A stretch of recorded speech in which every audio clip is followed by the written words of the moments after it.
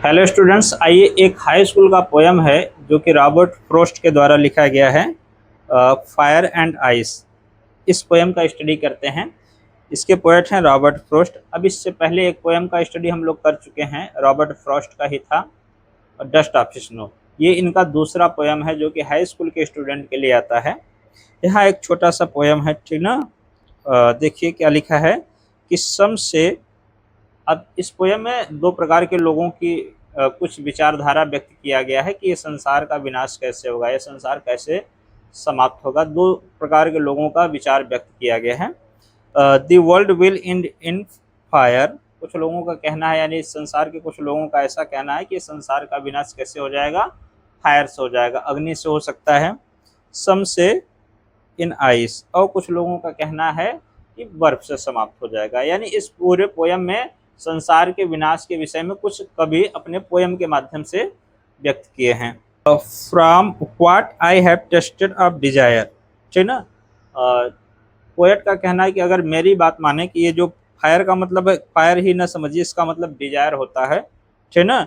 I hold with those, अगर मेरा मानना, अगर मेरी राय लिया जाए या फिर मैं उन लोगों से सहमत हूँ, ठीक ना, हु फेवर फायर, जो लोग ऐसा कहते हैं कि संसार का विनाश फायर से होगा, तो उन लोगों से मैं भी सहमत हूँ, ऐसा कुछ पोएट व्यक्त कर रहे हैं। ठीक, अगले स्टेंजा में देखिए लिखा है कि बट इफ इट, ठीक, but if it had to perish twice, मान लीजिए अगर संसार का विनाश होने के लिए दूसरा कोई चांस मिले, हालांकि एक बार अगर संसार का विनाश हो जाए तो दूसरा विनाश होने का कोई चांस नहीं है, ठीक ना।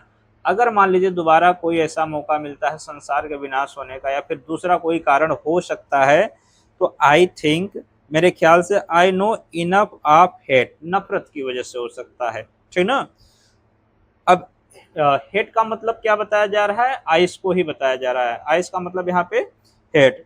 To say that for destruction ice is also great and would suffice, मतलब कि हेट, हेट को क्या बताया गया है कि ये आइस है। यहाँ देखिए लिखा है इस पोयम में, यानी इस कविता में जो पोएट हैं रॉबर्ट फ्रॉस्ट बता रहे हैं कि जो फायर है, ठीक ना, और आइस है, इन दोनों का यूज, ये जो वर्ड यूज किए हैं फायर और आइस ना, इनका मतलब है कि इंसानी भावनाओं से तात्पर्य है। इसका मतलब है ह्यूमन इमोशंस की बात हो रही है। मतलब फायर का मतलब अभी बताया गया ना कि फायर का मतलब फायर मत समझिए, और आइस का मतलब आइस मत समझिए। सिंबॉलिक पोयम है, मतलब शब्द कुछ और अर्थ कुछ और है, ठीक ना।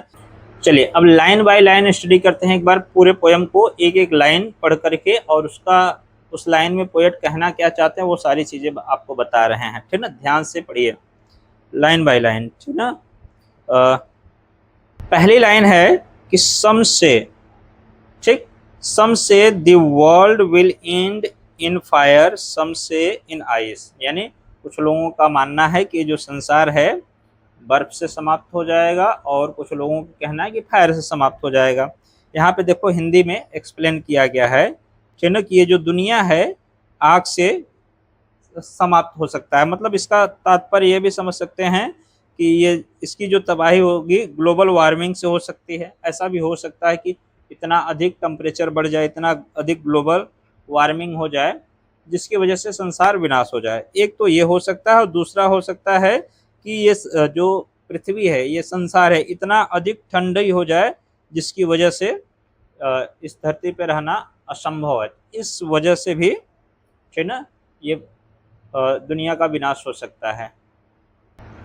इसको सिंबॉलिक पोयम क्यों कहा जाता है, क्योंकि देखिए इसमें शब्द कुछ और होते हैं, उसका अर्थ कुछ और होता है। देखिए फायर, फायर का मतलब क्या होता है, डिजायर, यानी इच्छा होता है, लालच होता है, वासना होता है, गुस्सा होता है ना। मतलब कि एक इंसान इंसान के प्रति इतना अधिक गुस्सा करता है, इतना अधिक लालच दिखाता है, ठीक ना, और इस तरीके से इंसान इंसान का ही विनाश कर सकता है, मतलब पूरी धरती का विनाश कर देगा, ठीक ना। बढ़ती हुई इच्छाओं, मतलब कि इंसान की इच्छा रुक ही नहीं रही है, ठीक ना, कि क्या से क्या कर जाएं, तो इन इच्छाओं की वजह से भी संसार का विनाश हो सकता है, ठीक ना।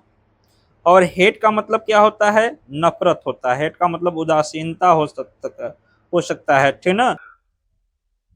नेक्स्ट लाइन देखिए, from what I have tested of desire I hold with those who favour fire, मतलब कि अगली लाइन में कह रहे हैं कि हम उन लोगों से सहमत है, ठीक ना।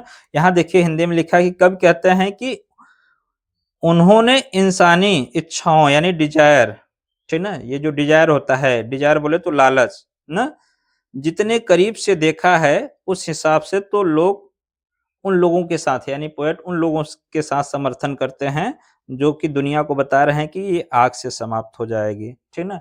अब आग का मतलब ये नहीं है कि कोई हनुमान जी की तरह आएंगे संसार में आग लगा के चले जाएंगे, इसका मतलब ये नहीं है। यानी कि अत्यधिक इच्छाओं की वजह से, लालच की वजह से ये सब कारण हो सकता है संसार के समाप्त होने का। नेक्स्ट लाइन देखिए कि but if it had to perish twice, मान लीजिए इस संसार का दोबारा विनाश हो, ऐसा कोई चांस बनता है कि दूसरी तरीके से अगर इस संसार का विनाश हो, तो I think I know enough of hatred, मेरे ख्याल से कि नफरत ही पर्याप्त है इस संसार का विनाश करने के लिए। यानी इंसान इंसान से इतना अधिक नफरत करने लगेगा, नफरत की वजह से, ठीक ना, इस दुनिया में इतना अधिक नफरत फैल जाएगा है, इंसान इतना अधिक इंसान से ही नफरत करने लगेगा कि दुनिया को नष्ट कर देंगे, ये भी हो सकता है एक वजह।